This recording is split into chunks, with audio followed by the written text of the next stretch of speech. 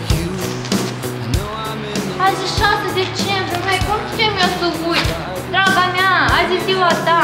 Îți doresc multă sănătate, fericire, mulți bani, pentru ceva, pentru cosmetică și chestii de alufete. Multe realizări frumoase, cât mai mult prieteni adevărați și câte mai bune succese la universitate. Știu, e greu că noi nu suntem alături, dar eu pot să fiu cu sufletul la tine și ți-am demonstrat că te iubesc enorm. Dar nu numai eu te iubesc, dar te iubim toți, pentru că ești un îngeraș. La mulți ani, iubirea mea!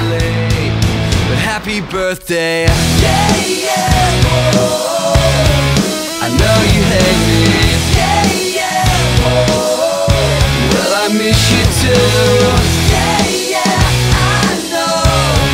I know it's kinda late, but happy birthday.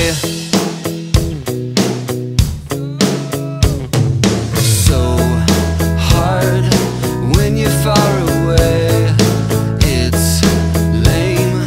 I forgot the date. I won't make the same mistake. I'm so to blame.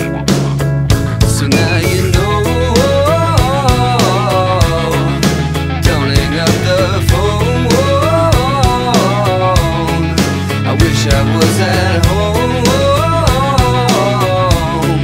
I know it's way too late. Happy birthday, yeah, yeah, oh, I know you hate me, yeah, yeah, oh, well I miss you too. Azi 6 decembrie, blin, vreau să I know it's kinda late.